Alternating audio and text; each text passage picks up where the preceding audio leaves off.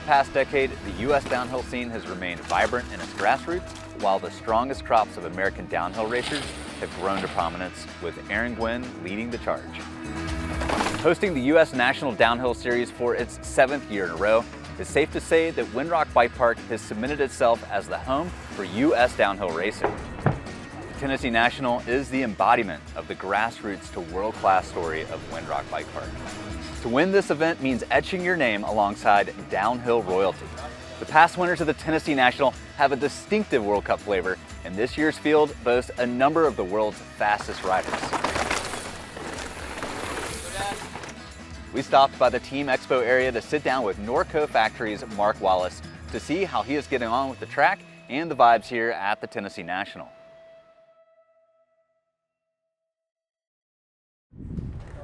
All right, Mark, coming into the first race of the 2023 season for you. You've got a whole new team. What's your mood and mindset like coming into things? I mean, we're pretty relaxed. Like you said, it's, first race of the year and first race of the new team, so we're kind of just feeling things out. I've been at home all winter, so it's nice to kind of get out into a race scene, and to sum it up, it's been slippery. That's kind of what we're here for, Stuff I ride at home on the West Coast is definitely a little bit different, but I love a challenging track, and a lot of the guys that have showed up, race the whole World Cup scene with them, and they're fast there and live nearby, so they're definitely going to be fast here. I know there's going to be a couple locals that are fast as well. There always is. It's good to get into the racing season with something a little bit difficult to ride. So your last World Cup podium was 2021 at Snowshoe. How would you say that track there compares to the course here? I mean, that one's known for the amount of rock it has. So that's a bit different. There's a lot more dirt here, but just like Snowshoe, it's quite physical. We got a bit of a sprint down the bottom there, and there's some rocks to deal with. Even though it's a different place and a little ways away, there's a lot of similarities, I think. If you can succeed at one, you have the skills to succeed in the other place too. Any chance you're gonna run muds today? Slight chance, but I feel like with it drying, the sun's coming out a little bit. These tires are better on the hard pack under the mud anyway. Exactly. So I noticed you in the pit with your mechanic. Tell us a little bit about what your conversation is back and forth, getting everything dialed for this course. Yeah, I mean, so we kind of showed up with a base setting, like something that's comfortable that I ride at home in terms of like tire pressure, bar height, suspension settings. And then after track walk, we can kind of start adjusting things. Like if it's really steep, maybe raise the bars or vice versa. But for this week, we just backed off a little bit of compression and dropped tire pressure at PSI. Kind of working through it, trying to find the balance of like having a bike that's stiff enough to take the hits, but also one that's going to maximize the limited traction that's available. And how will that change moving in tomorrow if things firm up a little bit more, tack up a bit? Yeah, I mean, if it keeps staying sunny, and especially with this breeze, it'll definitely dry up a lot. So we'll probably be starting to close compression and probably put a bit of air back in the tires. As speed picks up, you just have to have the bike set up to handle the extra pace and the extra force.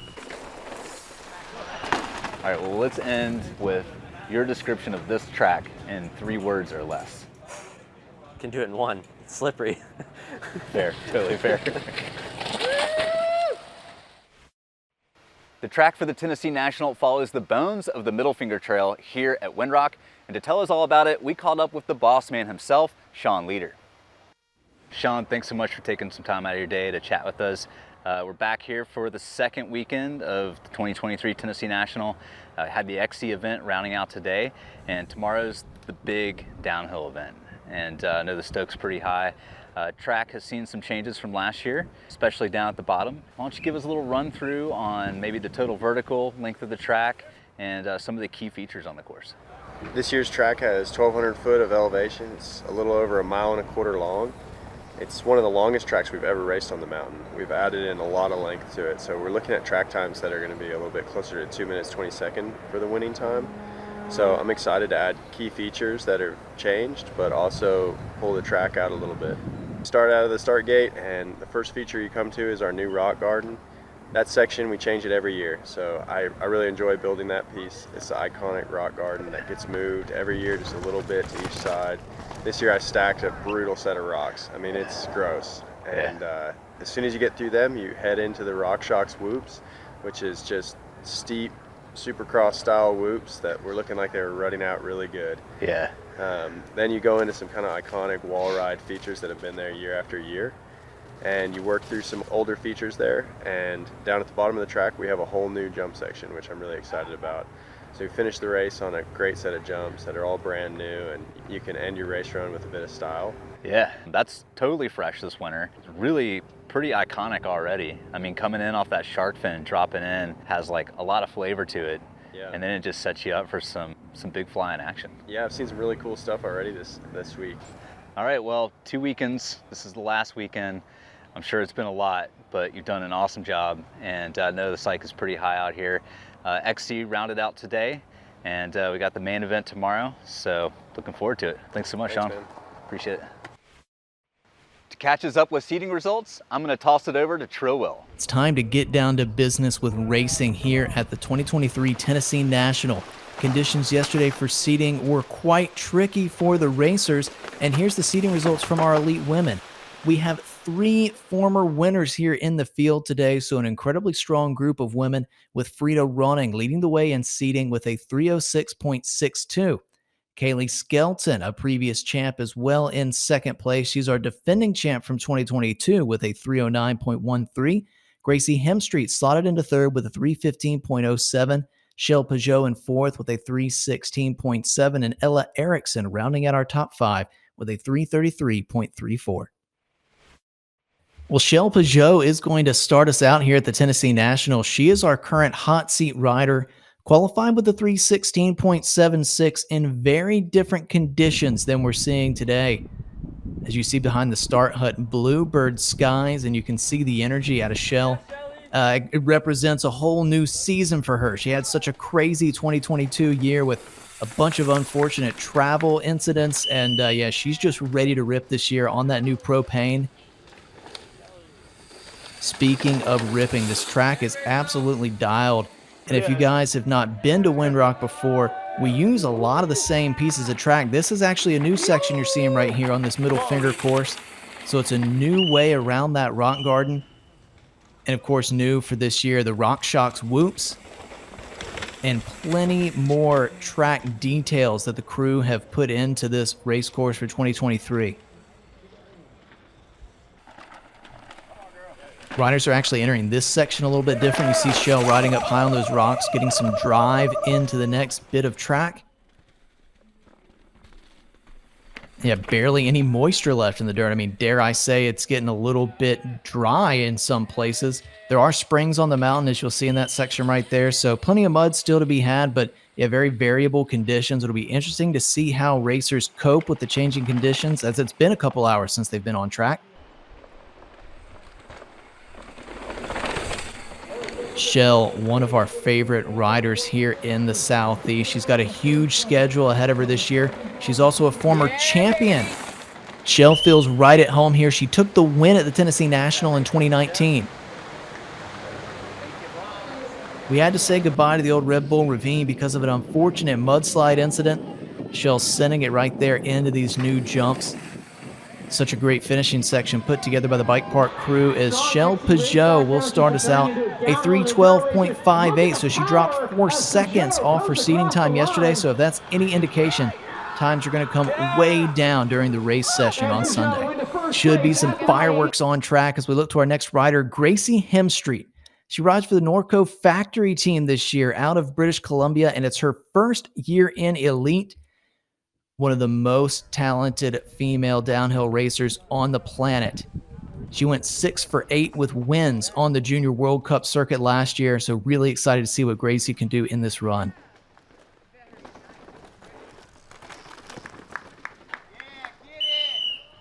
You got a little bit of time at the top of this track to kind of gain your composure, some flowy corners, as well as some tight single track. Hemstreet coming up to split 1. Oh, she's going to be up by almost 3 seconds. Oh, and just ripping that corner before the whoops as well. Yeah, that section's got to be riding totally different than it was yesterday. A lot of problems in that section during seating.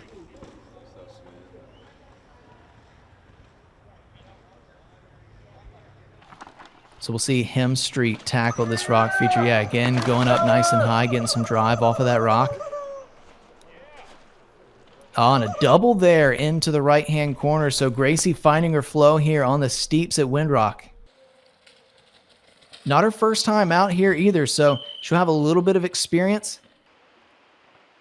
Very unique terrain and unique dirt traction conditions here as she extends in split number 2. So now up by almost 6 seconds as Hemstreet turns up the pace in those corners.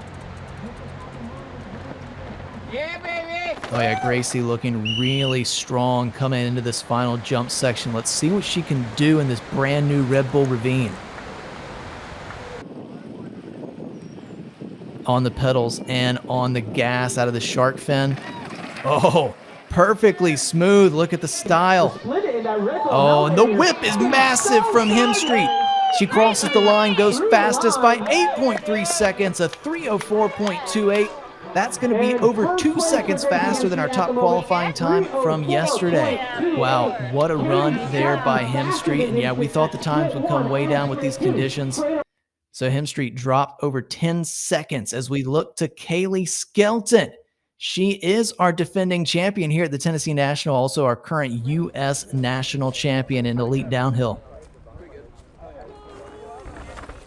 Kailey's always a fun rider to watch. She's really strong in almost every aspect. Comes from Southern California, so she's riding all year long, whether it be on the big bike, on the motos, and a double there from Skelton. So that is a key line. Doubling right there, kind of over a little trail gap. That's going to gain her some time. Oh, and it's gained her 1.29 seconds. So Skelton under the 1 minute mark there at split number 1 and just letting those brakes open. Oh, Skelton going wild there in the whoops, kind of on the right side of him. Don't know if she's trying to get out of some ruts that have developed over the past couple days, but yeah, interesting line right there. May have oversteered that corner before, but didn't seem to slow her down in the least.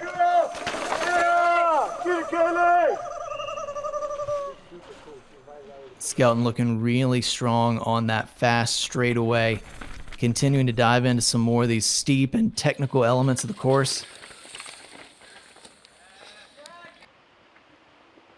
Split number 2, and it's an extension into the green from Kailey Skelton. 2.54 up on Gracie Hemstreet.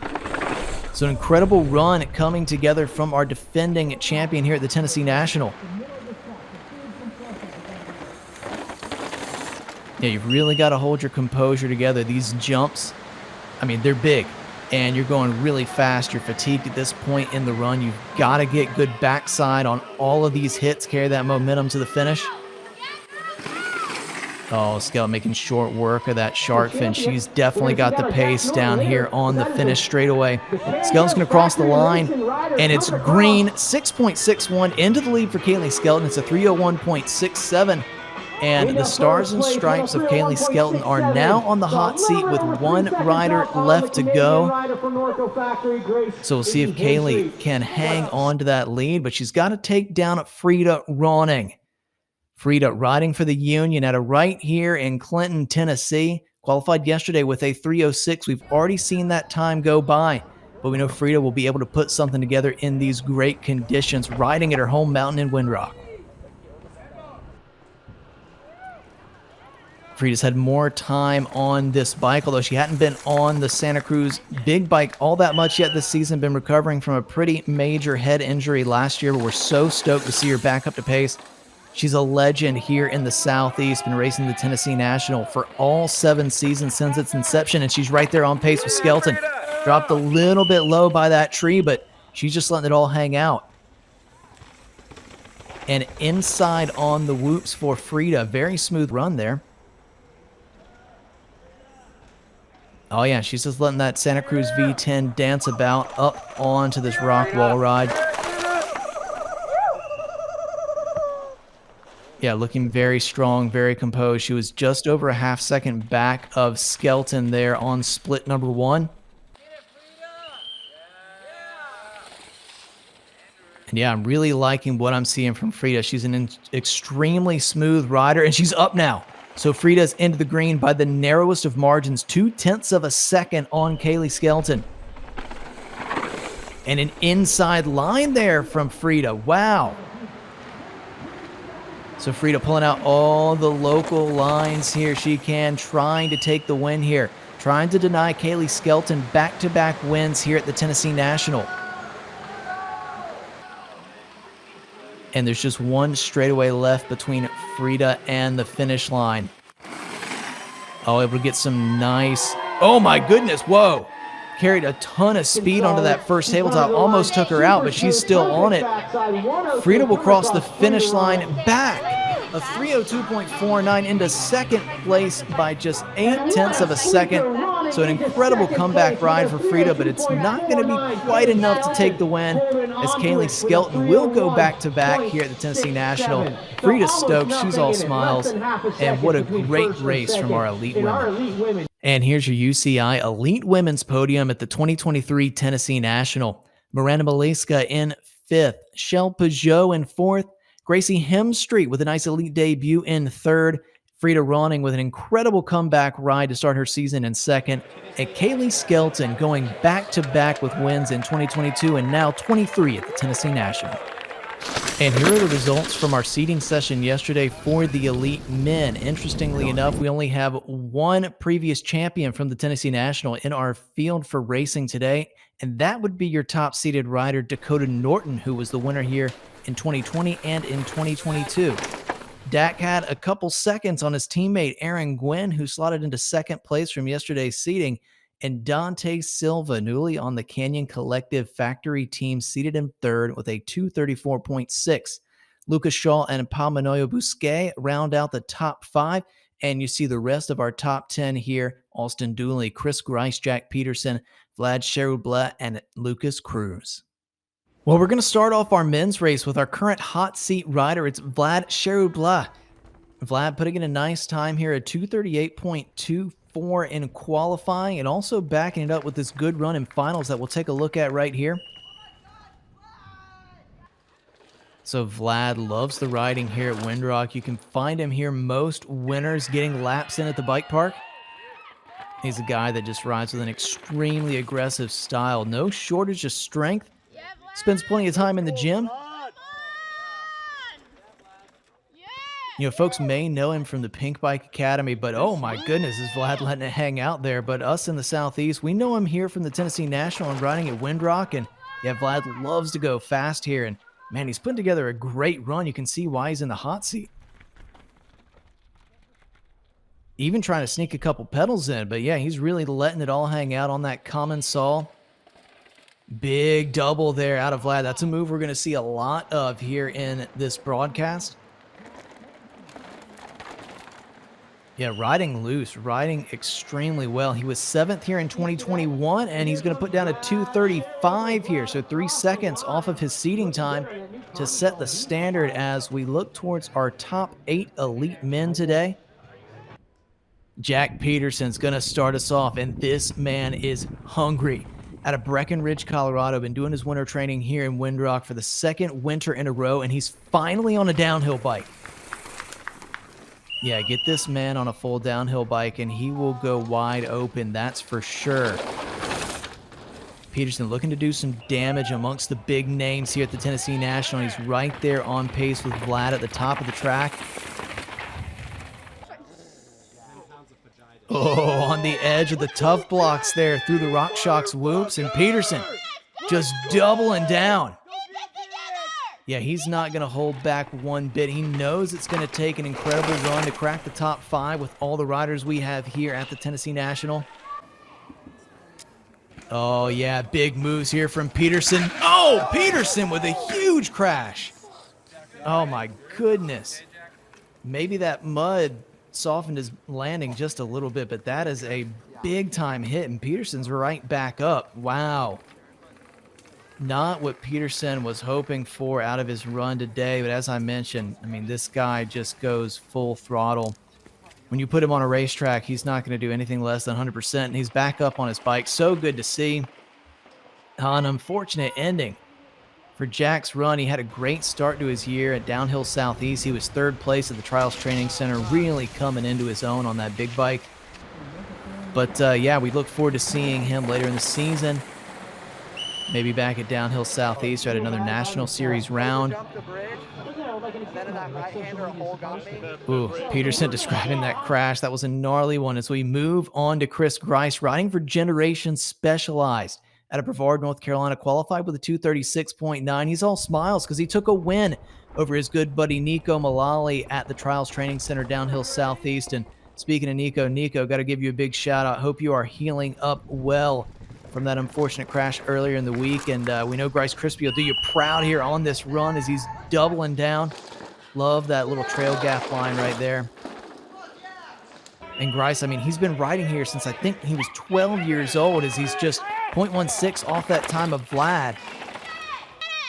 Let's go! Oh, yeah, Grice, nice and smooth. Little double out of those whoops. And, I mean, it's just incredible to see the pace riders are carrying down on that off-camber straightaway. The level has risen so much here at the Tennessee National over the years, and a big double right there out of Grice. Getting a little bit out of sorts, I'd say. Landing low on that rock, but maybe that's the way to go this year. A little bit of a different entrance into that section, so interesting to see what riders are busting out on race day now that conditions are really allowing so much more pace to be carried. Yeah, and Chris Grice, also smooth anytime there's compressions to be pumped or jumped. Looking nice and tidy in that section. And again, doubling down, pumping into those compressions. On the pedals here, and wow, he's just right there with Vlad, so hasn't really lost much time, hasn't gained any time. Oh, an interesting line right there. He kind of pre-hopped over that drop. Yeah, it looked like a harsh landing, but we'll see some other folks kind of doubling off that drop later, I'm sure. But Grice, now he's a veteran, 20 years old. Looking to mix it up on the podium here, see what he can do in this final rhythm section. The brand new Red Bull Ravine. Oh, he's swinging off the back. Gonna go right around that big log jump. And here is Grice to the finish line. What's he got? Second place for Grice. So he'll be just outside that time of Vlad. A 2:35.45 for Chris here at the 23 Tennessee National. You can see he's breathing. Was working hard on that run as we go up to Austin Dooley out of Yucaipa, California. It's on Common Saw again, riding that Common Saw. Also doing it for Schwal. You got one of his teammates here we'll see later, but Dooley has really just come into his own. One of the top U.S. downhill racers. Had a big result at the 2021 National Championships in Winter Park with a third place there, and just been tearing it up on the World Cup circuit. Oh, and a brilliant high line there. Just holding that line perfectly. Go, Dooley! Inside on those whoops, so kind of missing out on the rutted up sections that folks have been running over in the mud all week. Smooth operator. Yeah, and Dooley keeping that back end right in line with the front wheel right there, so it doesn't look quite as wild as some of those other riders, but he's certainly up to pace. Yeah, like what I'm seeing here from Austin. Had his first top 20 on the World Cup circuit last year at Snowshoe, and he was top 10 at the Portugal Cup earlier this year. So he's right up to pace with the international riders. Oh, just dove beautifully into that right-hander as well. So we'll see what Dooley can do. Can he make some noise at the top of the podium? He's sprinting here into split number 2. Oh, and he's up. 2.37 up for Austin Dooley. I mean, definitely a man that can challenge for the win. No reason why he couldn't. Another tidy inside line in those back-to-back berms. So, yeah, conditions just allowing these riders to take their lines wherever they want to, trying to find the shortest point between A and B. As Dooley gets ready for the Red Bull Ravine, it's just a thing of beauty to watch these riders scrub in here. Dooley keeping it nice and low. So he was up by over 2 seconds there at split number 2. What's he done to the finish? And he's still a green, 2 seconds up. It's a 2:32 for Austin Dooley. So that's on pace with Aaron Gwynn's second place qualifying time from yesterday. And here's his teammate, Pal Manoyo Busquet, also riding that Common Saw Schwalbe outfit. So great to see Manoyo out here. His best World Cup result last year was 29th at Mont Saint Anne. It's the second year elite for the young downhiller out of Spain. You can hear those Industry 9 hubs buzzing there for Manoyo. And I'm liking the looks of this run right here. Very confident. He's 2.48 up. What? That is incredible riding here up top from Paul Manoyo. So not sure what he's done, but he's certainly on a different pace than Dooley at the top of the track. Can he hold this to the bottom? Oh yeah, super composed, doubling up onto that rock. See what he does here in this section. Most riders running the outside to outside line, holding speed. And I mean, it's a deceptively tricky section. Looks pretty simple here on the camera angle, but it's incredibly off camber. It's a section that's changed over the years since we've been racing the Tennessee National, and now it's 7th edition. Oh yeah, I'm liking this pace here. So he was 2 seconds up at split number 1. A little bit of a dab, maybe getting fatigued down here. I'm sure he knows he's on a good run. Back on the pedals. And yeah, he has lost a little bit of time. He's still in the green though, still a half second up on the time of Austin Dooley. So can he stop the bleeding? Get back to some of that brilliant riding he was doing up top, again inside and really hitting that right-hander hard.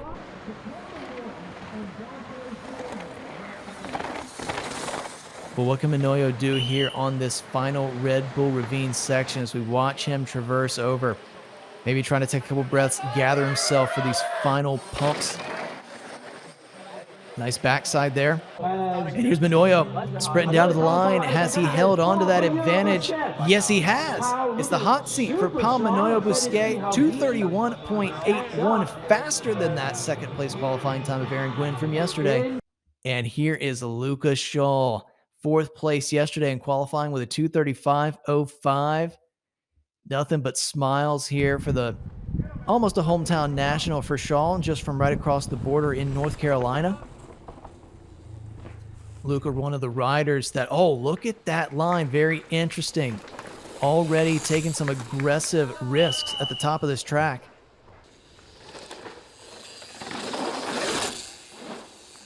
Shaw really meshing well with this canyon ride, and he's green. 0.05 of a second and brilliant across that camber. Stayed so high, didn't get pushed down towards that tree. Oh, and not even trying to take a line in those whoops, just attacking them. So Shaw 0.05 up at split 1, and oh wow, far outside there. So Shaw just trying to carry some pace around those outsides, maybe use a little less brake, maybe save some energy, not sure, but that sure looked good. And he's on the edges of the track again, staying low on that double. You can tell he's got incredible pace, is not pulling up there on that natural double like we've seen some other riders do. And here's Shaw up to split number 2, hammering those pedals. He's extended. 0.95, so Shaw, can he get some demons off his back from this track here at Windrock? Had an incredibly brutal crash here in 2021. Saw him go OTB after the old Red Bull Ravine whoop section, but he's certainly on a good one today. Had a podium on the World Cup last year, was 5th at Lord in 22. And he hasn't been back at Windrock since that crash. So yeah, could be a big redemption ride for Luca Shaw today on these final jumps. Can he extend that lead? Was almost a second up at split number 2. Shaw coming through the finish line. He will extend it.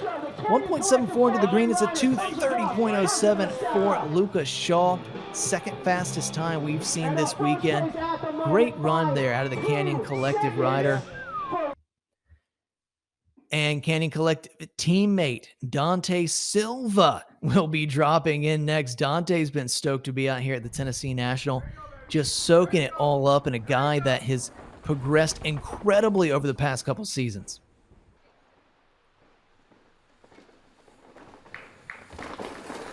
And Dante loose out of the gate. Oh no, he's down. Silva down at the top of this run, man. He was already looking a little bit loose, maybe trying to understand these conditions. They're so incredibly different than what they were riding in seating yesterday, and even so much different than what they were riding in practice just a couple hours ago.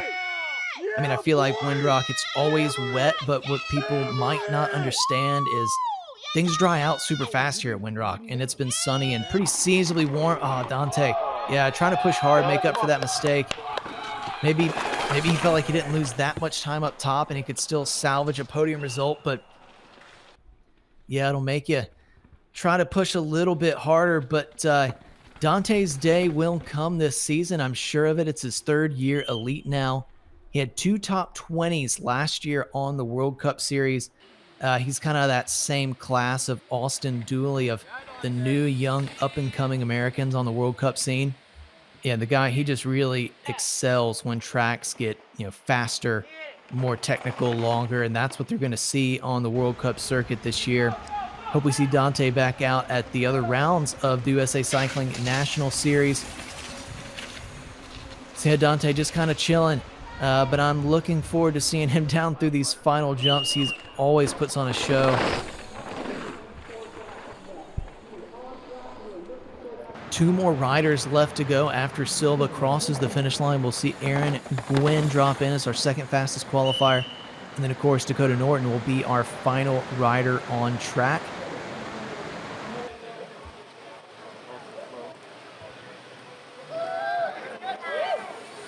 Here comes Silva into those final jumps, boosting it for the fans. Is he going to go off the boner log? Oh, he went around. Thought he might give us something, but yeah, not the run Dante was looking for, but yeah, we know he's got a long season ahead. Oh, he said he bent his pedal. Well, Aaron Gwynn is the next rider up, a man that essentially needs no introduction, doing it for Intense Factory Racing. Came back strong at the end of the last World Cup season, finding that podium form with a 4th place at Val di Sole at the final World Cup.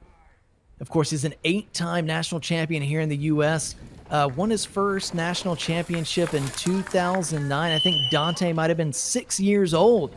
So Gwynn's been at the top of U.S. downhill for such a long time. And, of course, 5-time overall winner on the World Cup. What's he got at split 1? He's up.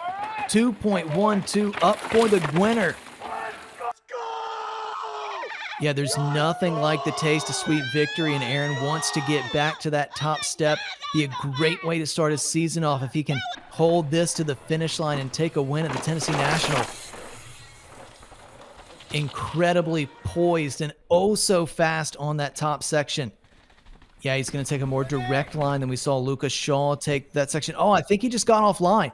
He just got out of the main rut there. Don't know how he made that look so smooth, but yeah, you could see him get a little off balance. Pretty sure he was offline and may have lost a smidge of speed.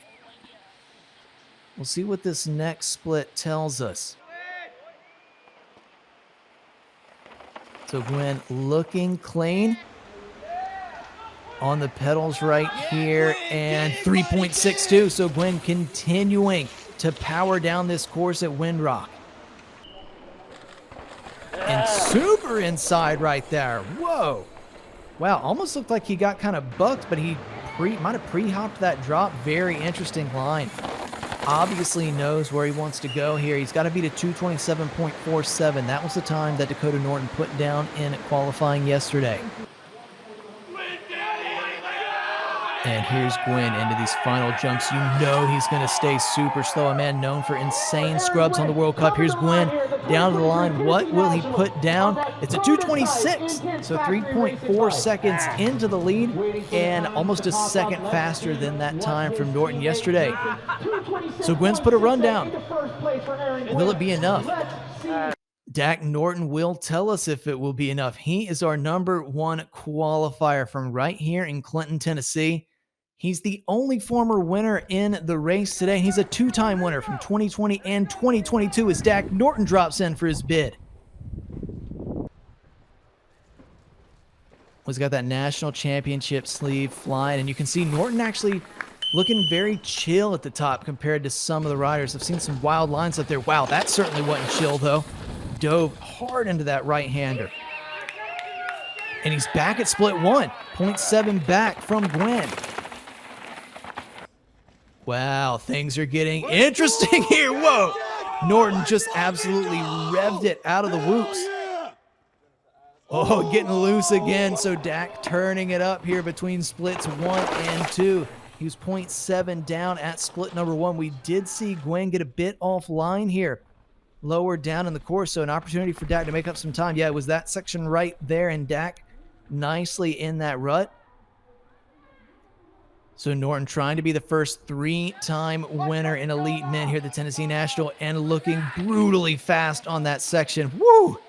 Loose there on the right-hander, able to hold it together though. Loose again, Dak is pushing. So Norton pushing more on the pedals, and he's turned it to green. He has turned it to green, 1.17 into the green, so he's turned around nearly 2 seconds on Aaron Gwynn. Yeah, Dak. Oh, super inside on those corner knobs for Dak. Didn't even use those beautiful berms. So it's 1.17 up. You gotta think he's gonna hold this to the finish line. There is very few people as fast on jumps as Dakotah Norton. Here is Dak scrubbing these things for all they're worth. Will he be the first 3-time winner in Elite Men here at the Tennessee National as Dak crosses the line? He will go fastest. It's a 2:24.45, 2.23 seconds up on his teammate Aaron Gwynn. Gives the crowd a thumbs up, and he's stoked. He's fired up. What a way for Norton to start his 23 campaign here with a win at the Tennessee National. And here is your UCI Elite Men's podium at the 2023 Tennessee National. Austin Dooley in 5th place, Pamanoyo Busquet in 4th, Lucas Shaw in 3rd place, Aaron Gwynn with a super strong start to his 2023 campaign in 2nd, and Dakotah Norton capturing his 3rd win here at the Tennessee National. The class is definitely stacked. It's super cool to always have competition. It's always a great feeling to be able to push yourself when you have those girls that are going that fast. So it was really awesome to see a whole bunch of chicks out there that were just ready to rip and going so fast. It definitely motivates you a lot more, and come race day, it's awesome to have some competition. Just put the pedal to the metal and let it rock. Yeah, this one's always cool because it's all the people that see me out here busting my butt during the week and riding on the weekends and testing and playing with clickers, and I think it's really cool to be able to race at home and have the best athletes in the country here, and you do the work on this track and then you get to test all the things you've worked towards on it. So overall, really cool racing at home, and it was great to have some good competition. It definitely pushed me out of my comfort zone. I mean, Aaron's always fast. There's a reason he has the resume that he does. And the Norton boys came out.